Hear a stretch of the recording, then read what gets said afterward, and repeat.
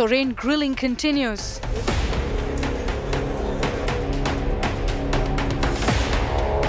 ED team at Soren residence. Is arrest imminent?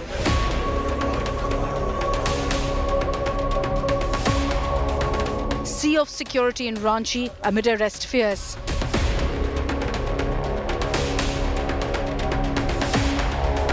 Chief Minister Soren readies political plan B.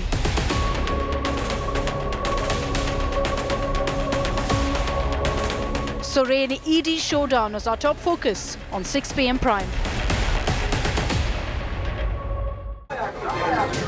Good evening, you're watching 6 p.m. Prime here on India Today. I'm Akshita Nandagopal, and this edition of 6 p.m. Prime, we're getting you all the updates coming in from Ranchi. There's a lot of activity taking place, leading to questions over whether Jharkhand Chief Minister Hemant Soren is going to be arrested in moments from now. He's being questioned as we speak by the Enforcement Directorate. Sleuths are at his residence in Ranchi. There's a lot taking place right now in the city. We'll get you the latest on that. A look at the headlines first.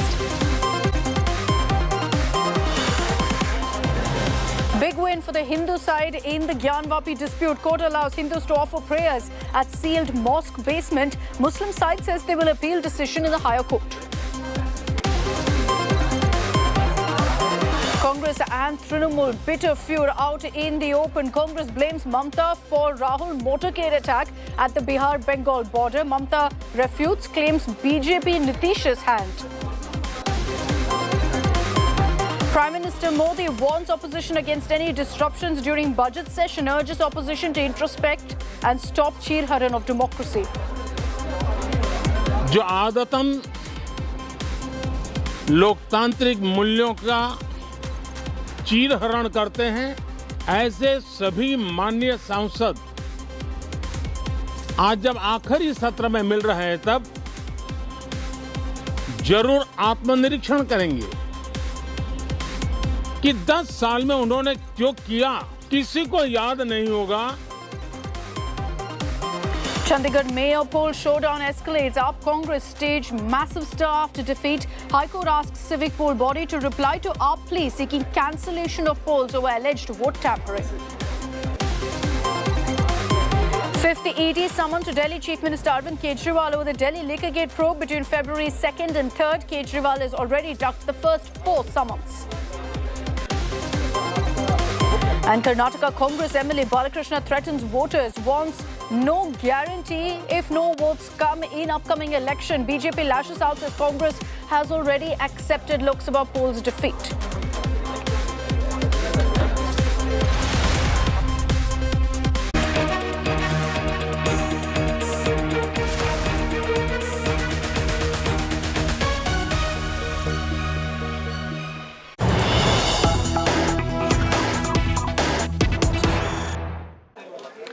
Is Jharkhand Chief Minister Hemant Soren going to be arrested in moments from now? This hectic activity currently underway outside his Ranchi residence, which is where, remember, ED officials currently are questioning Soren. So 5 hours on, the grilling continues, but there's also footage coming in of, in fact, empty buses that have made their way into the Chief Minister's residence. We'll put out that visual for you in just a bit. These buses have made their way inside the CM's house in Ranchi, and it's led to speculation on exactly what's going to happen next. Apparently, MLAs also are getting set to take their next course of action. Remember that they've signed off on their support, essentially, on who could be the successor to Chief Minister Soren if he is taken into custody, if he is arrested. These are live images on your screens right now of the CM house in Ranchi. And I want to take this across to Shreya Chatterjee, who's joining us live from that very location. Shreya, good evening. Hectic activity underway there.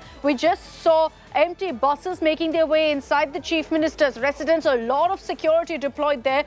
All of this leading to endless speculation that it's only a matter of time before Chief Minister Soren is arrested.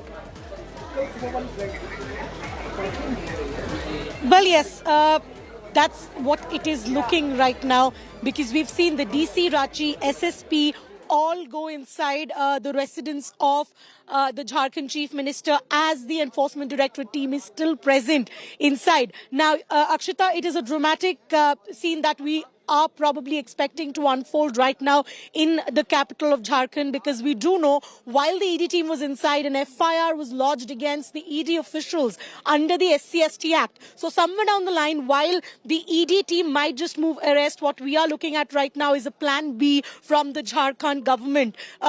We may just look at a dramatic turn of events where there could be possible action against the ED officials as well, because you can just look at the kind of preparations around. Just see the number of vehicles on standby. These are SSP, DC, all senior rank officials, IG, DIG. They're all inside the residence of the Jharkhand Chief Minister. The Director of Mines have also gone inside, is what we just learnt right now. So this is the dramatic visuals that we are giving you live from outside the residence of the Chief Minister.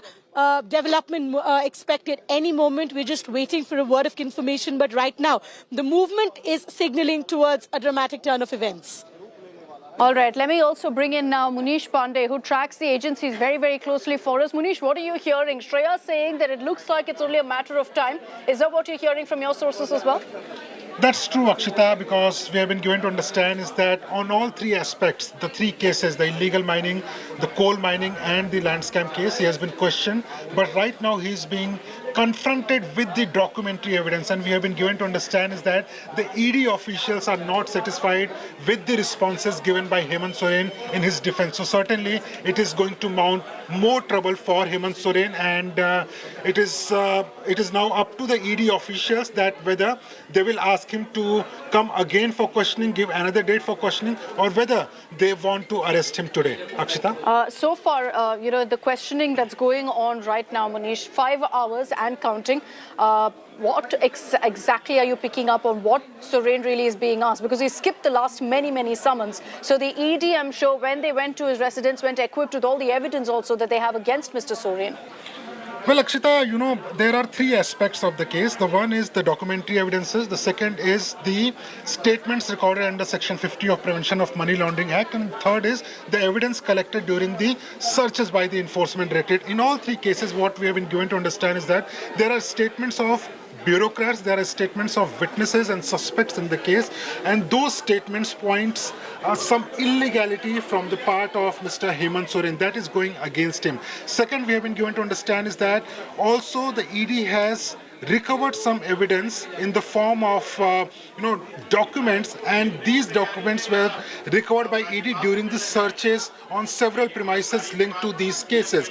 Now those documents are indicating that Mr. Hemant Soren was not only aware of these scams but also he was involved. Now these are the allegations at this point of time by the Enforcement Directorate, but ED claims these are solid evidence against Hemant Soren. So certainly it is going to be extremely important, Akshita, that what ED does next. But they are saying that based on these evidence, if they want to arrest Hemant Soren, they can move ahead. Okay, so they're saying we have enough evidence to go ahead and do that. Thanks very much, Manish, for getting us all of those details. Now, Shreya has also been telling us that you've got several officials, the DC of Ranchi, the SSP, all of them are right now inside Chief Minister Soren's residence. So you are seeing a lot of activity there, indicative and suggestive that Chief Minister Soren could just be arrested. But as Manish just told you, three cases essentially that Chief Minister Soren finds himself in trouble in. A land grab case, illegal mining and coal mining. So obviously with the Enforcement Directorate investigating each of these cases, and they claim, by the way,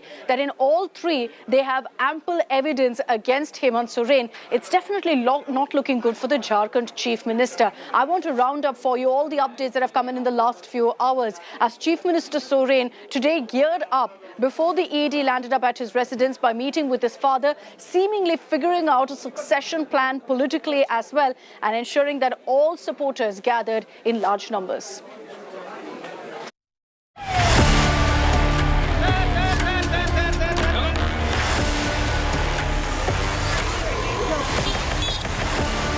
The Enforcement Directorate in action. Jharkhand Chief Minister Hemant Soren is under scrutiny. Investigators descended on his Ranchi residence. Security around his home increased. On Monday, the ED confiscated 2 BMWs, 36 lakh in cash and documents during searches at Soren's official residence in New Delhi. The ED is investigating at least 3 cases of money laundering. Investigators suspect his involvement in illegal mining and land deals. When the Enforcement Directorate is questioning Hemant Soren allegedly because of his links to Benami properties and the illegal mining scam, we also see Hemant Soren responding to the Enforcement Directorate's action by registering an FIR against the ED officials, suggesting that they are trying to tarnish his image because he's an SC/ST leader.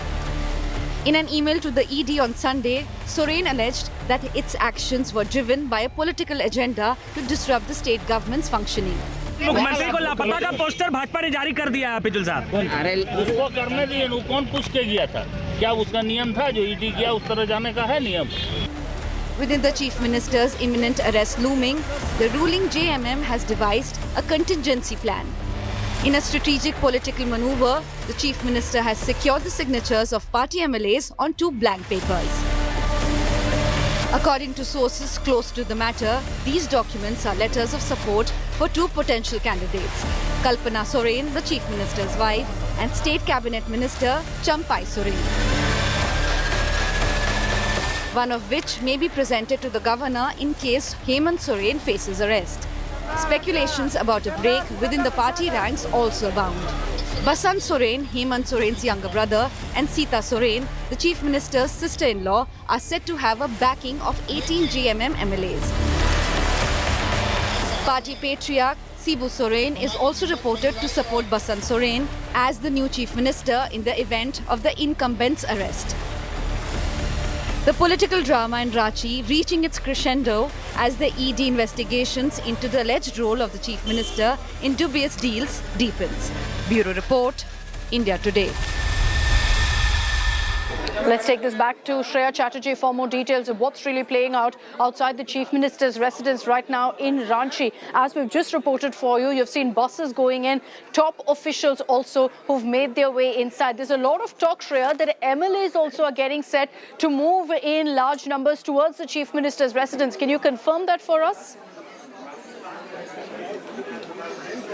Well, that's exactly what is being suggested from our sources inside the other residence, which is in the same compound where the CM is being questioned. Now, the MLAs and the leaders who have been camping over here, they since morning started to arrive, and what we're right now learning that buses have arrived for them to possibly move to the Raj Bhavan, where they will be gathering, showing a support of strength is what we are learning. But they're probably just waiting for a final word from what exactly transpires. Exactly, here, is the show of strength about? Is the show of strength to do with Chief Minister Soren himself after the ED questioning to kind of prove that, look, I'm not going anywhere? Or is the show of support being planned in case Chief Minister Soren is arrested and there's a successor who's put in place? Well, that will be both in case, Akshita, because right now what we also look at is with the possible arrest of Hemant Soren, there will be a change of guard. And that's possibly one of the reasons why the leaders and the MLAs would want to meet the governor. Whether the governor gives time is something that we'll have to wait and watch for. But it is going to be a dramatic turn of events that we're probably expecting here in Ranchi, because we are still all on standby outside the CM residence, as it's been almost 15 minutes that we've seen the SSP, the DC, the IG, the DIG, they've all headed inside. We've seen the Director of Mines also go inside, and as our colleague Munish was pointing it out, that there are evidences against Hemant Soren, not just in one case, not just in the land scam case, but in illegal mining as well as in the coal scam. And last time the Enforcement Directorate went ahead with their fresh action in the national capital, their sources very categorically told us that their action was based on fresh inputs. So clearly what we are seeing right now is ED who has come on Hemant Soren's door, preparing their case very tightly. And clearly the Hemant Soren government, on the other hand, has also filed an FIR against the same officers who are investigating the case. So they have made it watertight. We are expecting probably a pushback if the Enforcement Directorate goes and arrests him. But right now, from the scenes outside the CM house, it looks a little grim. All right, Shreya, we're going to keep coming across to you for those updates. Where Shreya is outside the Chief Minister's residence is where there's a lot of activity right now, leading to endless buzz that in the next few hours, we're going to be seeing the official announcement from the Enforcement Directorate of Chief Minister Hemant Soren being arrested. As we mentioned, he is being questioned by the Enforcement Directorate in 3 cases: illegal mining, coal mining, as well as a land grab case. So it's not looking good right now for Hemant Soren. But as we've been saying here on India Today, he's also kept a political plan B in place. What exactly is that? Well, earlier today, you had Hemant Soren also meeting with his father, the veteran politician Shibu Soren, and reportedly there was talk about who could be the next Chief Minister of Jharkhand in case Hemant Soren is arrested. Remember that a lot of his family members are into politics. So in all likelihood, it will be within the family, someone who can be trusted, a close aide of Hemant Soren, who could be chosen as the successor. Of course, everyone's talking about Hemant Soren's wife, Kalpana Soren, being the chosen one on this. But I want to quickly put out those names on your screens in case you're really unfamiliar with the family tree of the Sorens and their political involvement. There are 2 frontrunners right now. Besides Kalpana Soren, who reportedly Chief Minister Hemant Soren is pushing for right now, his younger brother, Basant Soren, is a frontrunner, as well as the Chief Minister's sister-in-law, Sita Soren. They reportedly have the backing of about 18 JMM MLAs. So there's a possibility of one of them being chosen. What we're also hearing from our sources is that Shibu Soren is keen on going ahead and making Hemant Soren's younger brother, Basant Soren, as the next Chief Minister if Hemant is arrested. Let me bring in Anupam Mishra on this broadcast, who's joining us live again from Ranchi, tracking all the political updates on this story. Anupam, can you break down really what is the plan B in case Chief Minister Hemant Soren is arrested? Who's the number one, in all likelihood, successor going to be for the Chief Ministership? Well, Akshita, we are standing at the back gate of CM residence at present, and a short while back we have seen 2 tourist buses and 1 traveller have entered from this gate. So this is a very rare instance that these 3 buses have entered, and on the day when ED is grilling Chief Minister. So there is high possibility that the alliance partners, the alliance MLAs will leave from this gate, and there is high possibility that they will go to Governor House and to claim the government if something happens to Hemant Soren, if Hemant Soren is being arrested. So the name which is circulating is Kalpana Soren, the wife of Hemant Soren, and we know that last night there was a meeting inside CM's residence, and a letter has been signed by every MLA, and they can fill that name of Kalpana Soren instead of Hemant Soren if he will be arrested by ED. So this is the plan B, alternate plan by the alliance, and all most of the alliance MLAs are inside at the residence at present. They are inside, and there's a plan that they may go out, may come out from this gate and go to Governor House if Governor gives them appointment. That is also there. If Governor doesn't give them appointment, then they may at the gate of the Governor House may parade all the MLAs in front of media. All right. Thanks very much, Anupam, for getting us all of those details. So even as the fate of Hemant Soren is yet to be decided, is yet to be clear at this point, the questioning by the Enforcement Directorate is still underway. We'll track the latest on that. But I also want to tell you, and this is something we've been speaking about here on India Today, of how several opposition leaders right now are facing ED heat. Arvind Kejriwal, on the same day the Chief Minister Hemant Soren is being questioned by the Enforcement Directorate,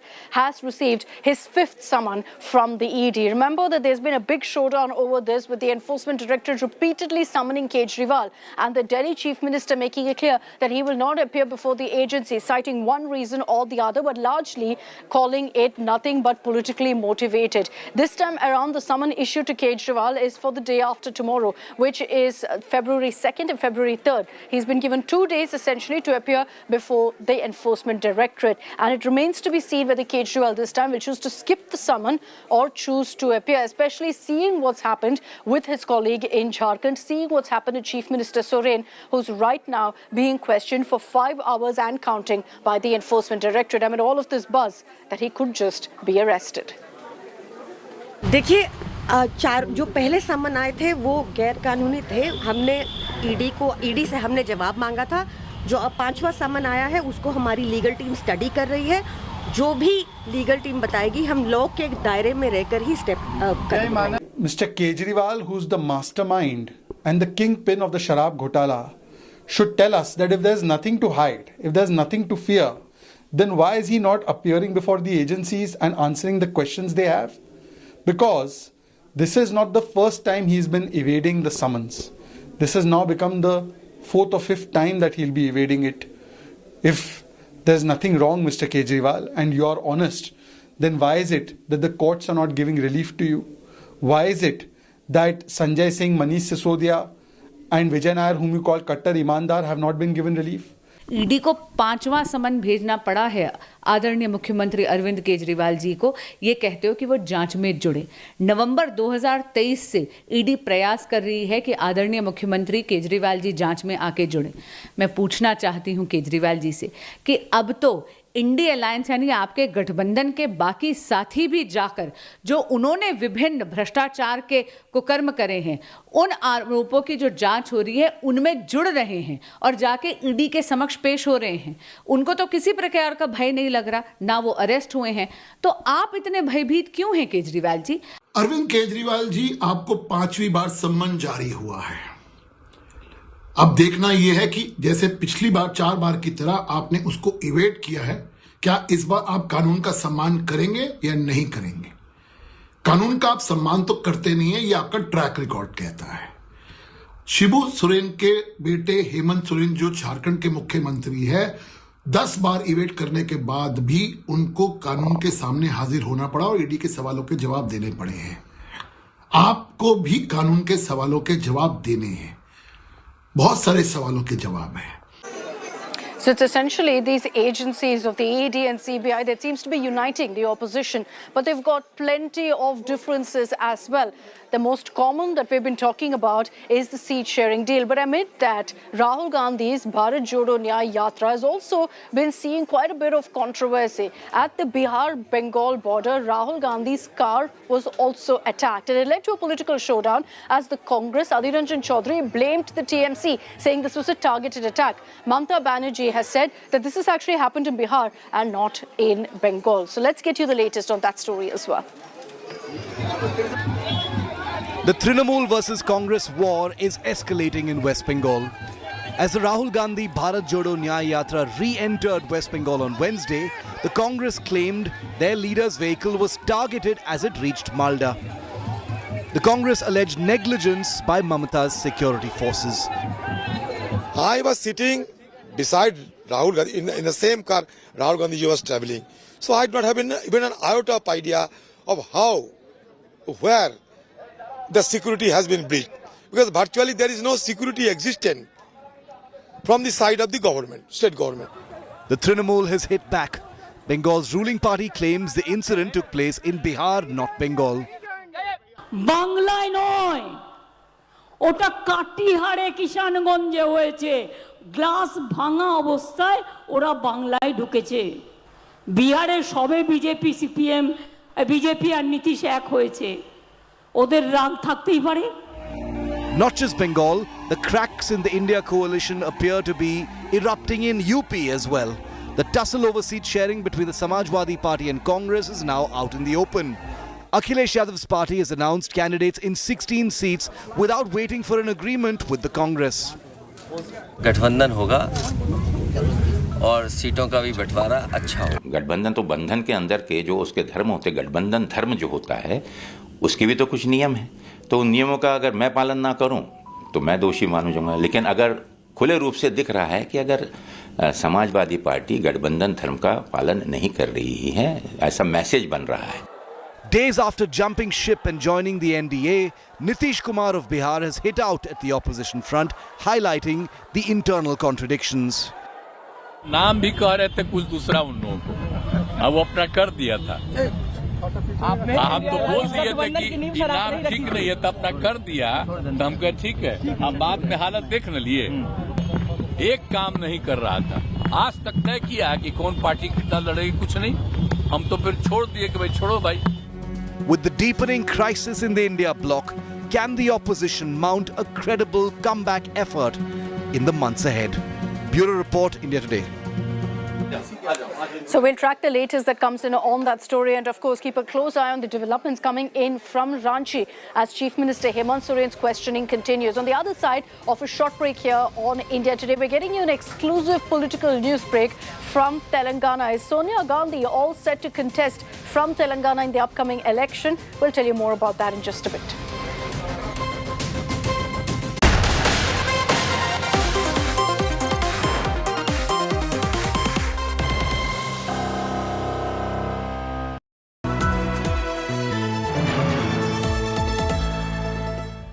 Budget before war for 2024.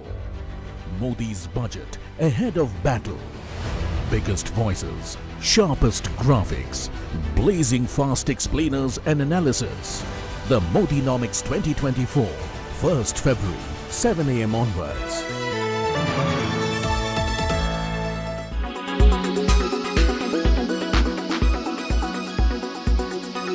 दुनिया में सबसे लोकप्रिय नेता के रूप में पिछले 4 वर्षों में लगातार प्रधानमंत्री नरेंद्र मोदी जी का नाम आया। तो ये कैसे आया? काम की वजह से आया। और जनता ने मध्य प्रदेश, छत्तीसगढ़, राजस्थान तीनों राज्य भारतीय जनता पार्टी को जिताए। तो खड़गे जी, लोकतंत्र खत्म नहीं हुआ, मजबूत हुआ। मैं तो कांग्रेस की जो इस विषय को लेके अगर और भी खुलासा करना चाहते तो वो उनसे ही पूछिएगा।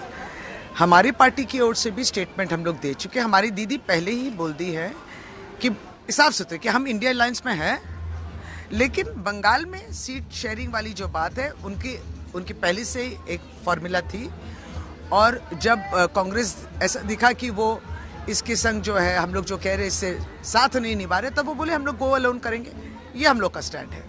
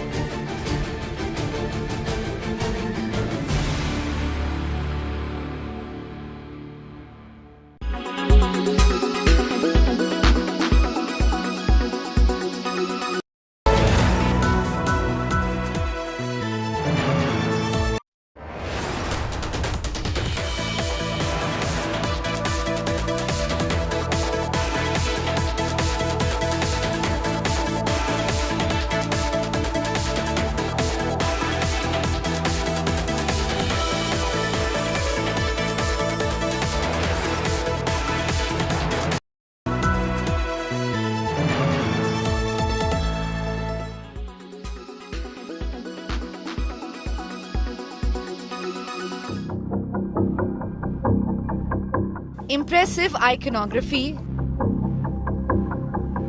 damaged status of Lord Ganesha and Hanuman. Following the release of Archaeological Survey of India report on Gyanvapi, the Hindu side has taken the matter to the Supreme Court.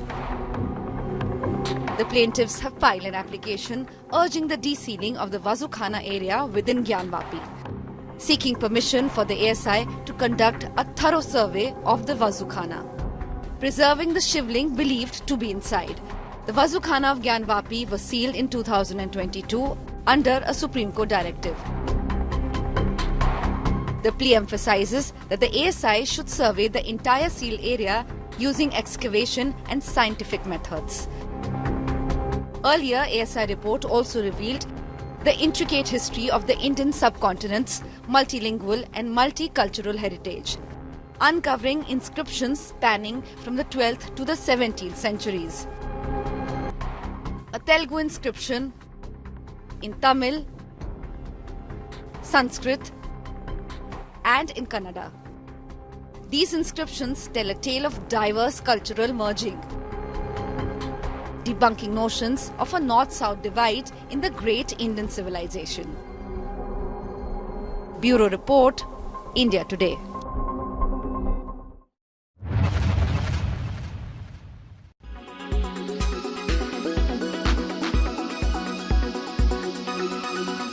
Make your media plan smarter with India Today Live TV on your connected devices. Amplify your brand with 100 million smart internet viewers. To advertise, mail us at sales@aajtak.com.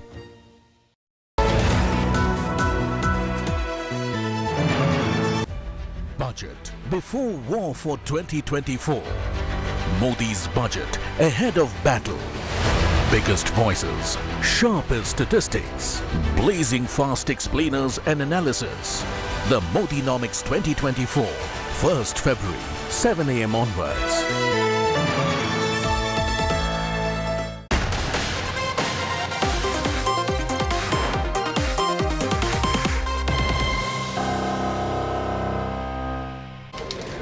Welcome back. You're watching 6 p.m. Prime, and let's get your details now of what's making news in the South, particularly the big political news break that's got everyone talking of the possibility of Sonia Gandhi ditching her seat in Uttar Pradesh, ditching her Raebareli seat and choosing to move to the south, to Telangana.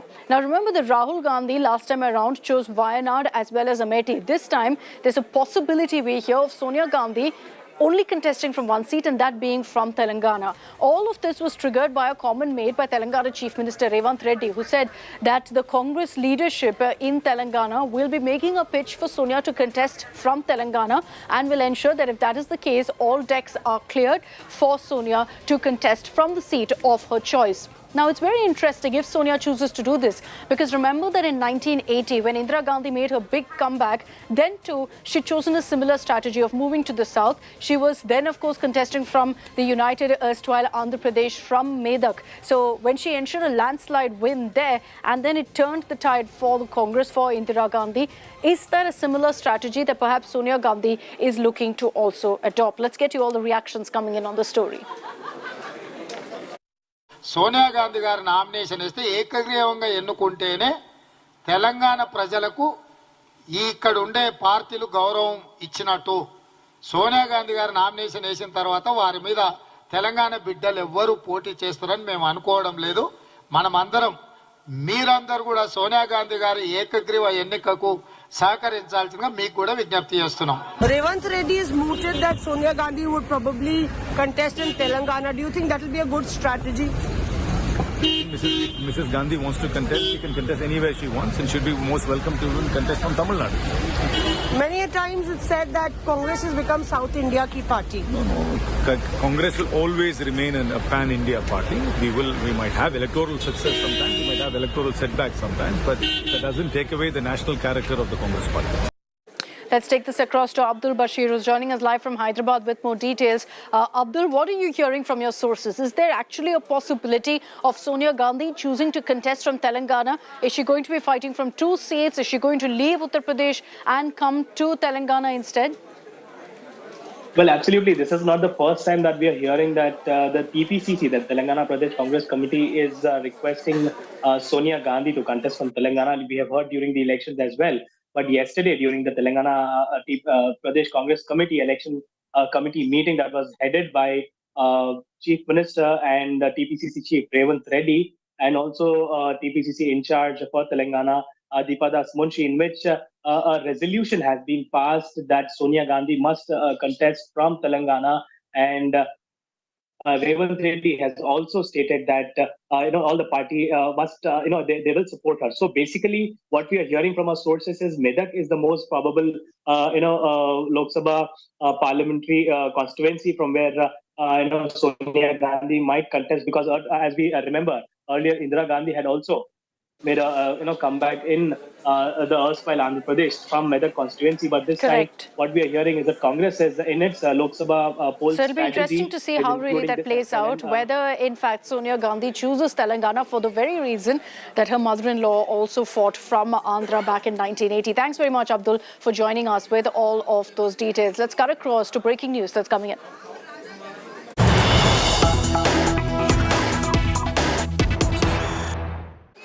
So buzz that Sonia Gandhi could be contesting from Telangana. There's also buzz that Priyanka Gandhi could be making her debut in Parliament from the Rajya Sabha. Now, there is in fact one Rajya Sabha seat in Himachal Pradesh, of which there's speculation that Priyanka Gandhi may be fielded by the Congress. Some reports suggest that Priyanka could be directly going into the Rajya Sabha and choosing Himachal, from where she could launch herself into the upper house. The Congress at this point has only said that if Priyanka agrees, they will go ahead and propose her name without any sort of contention or any challenge. Let's in fact get you some reactions on the story.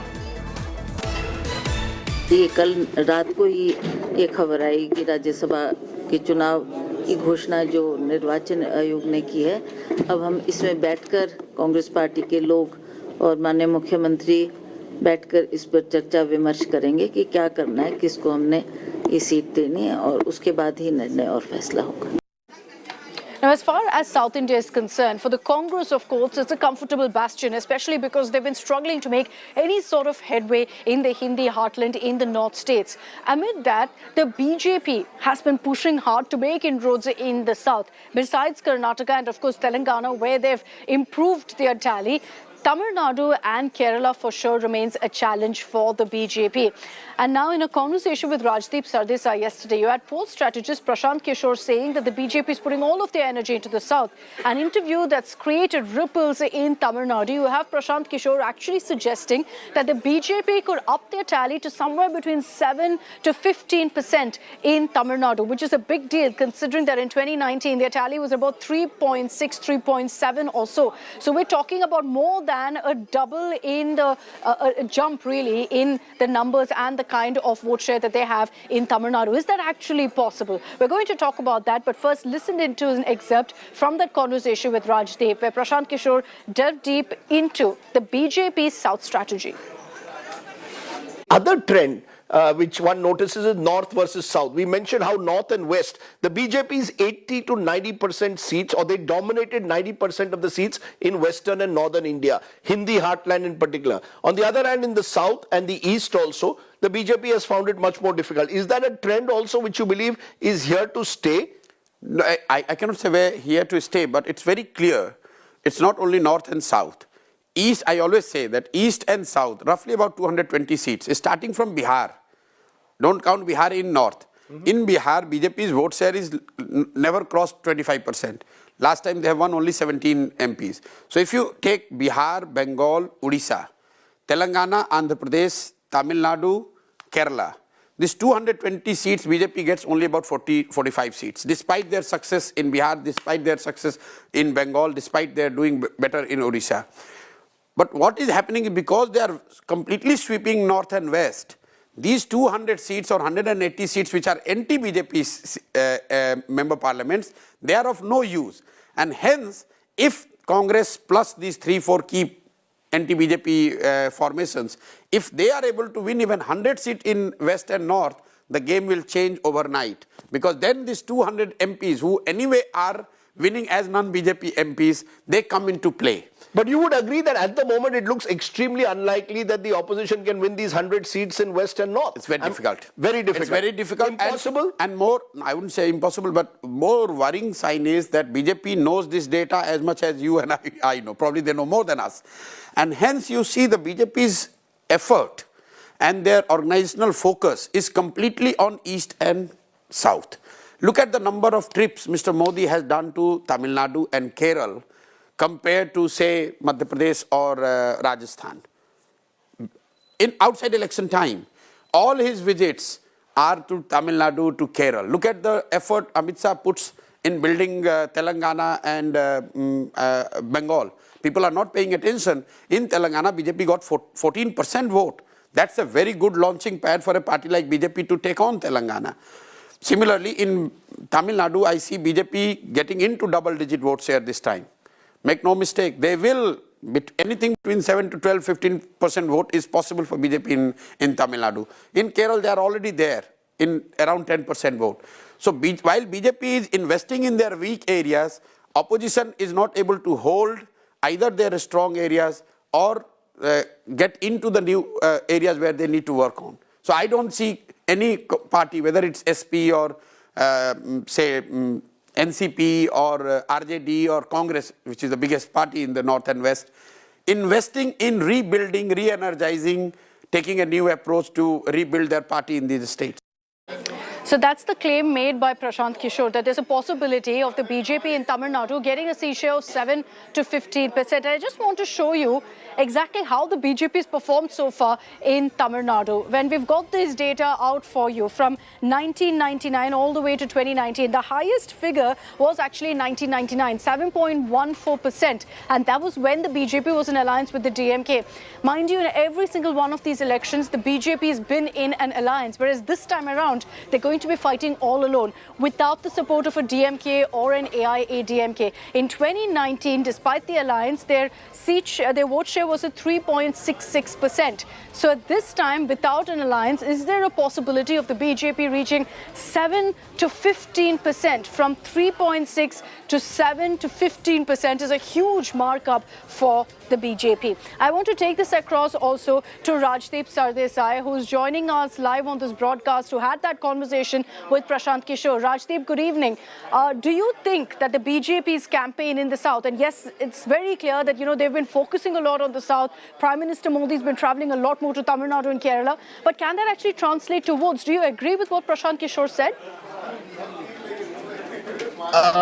The fact is that there are limitations to the BJP's geographical appeal in this part of the country.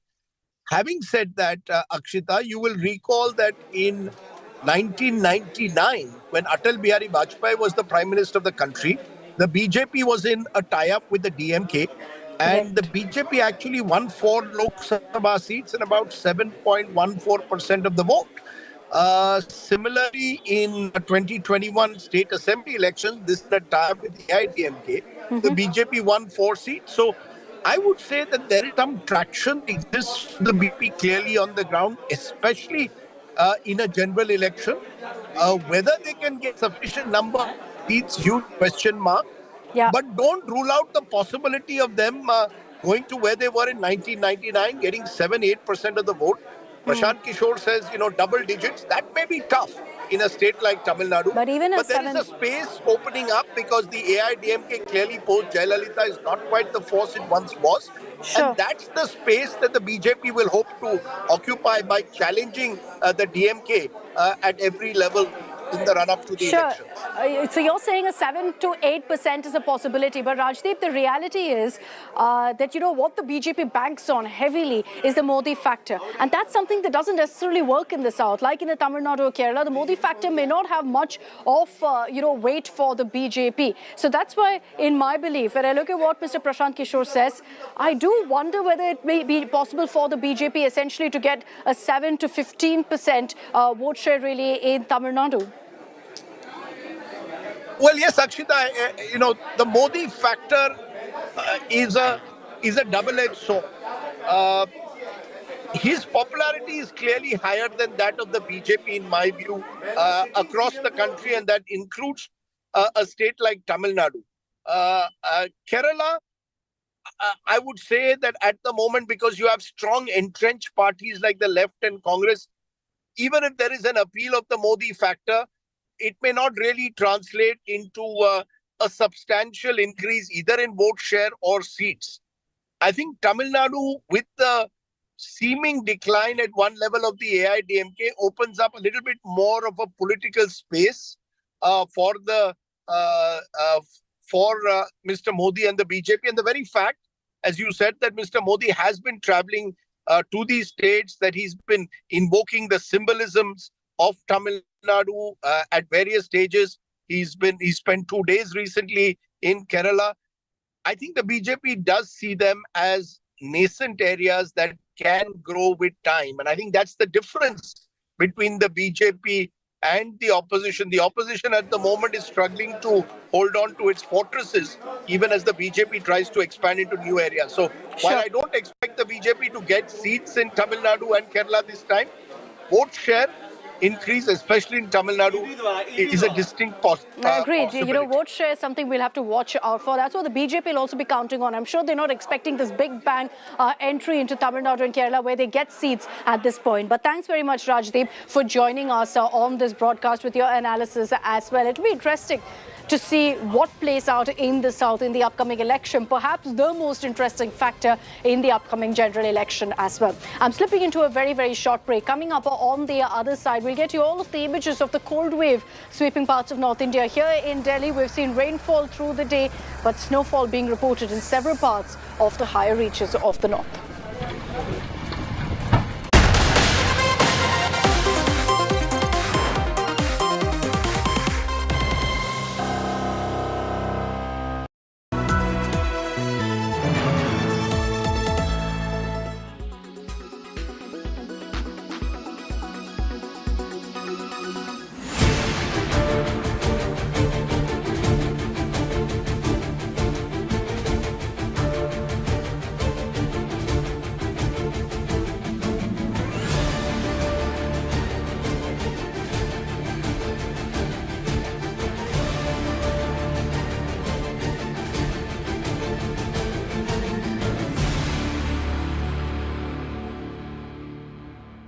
Air quality today.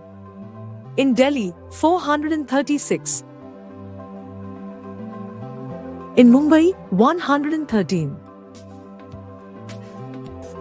In Kolkata, 104. In Bangalore, 175. In Chennai, 77. In Hyderabad, 63.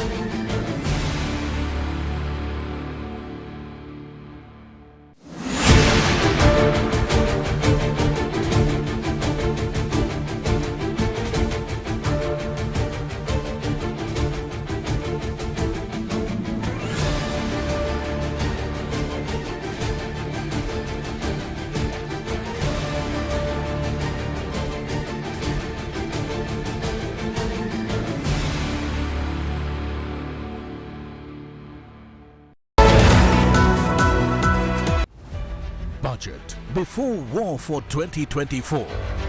Modi's budget ahead of battle. Biggest voices, sharpest statistics, blazing fast explainers and analysis. The Modinomics 2024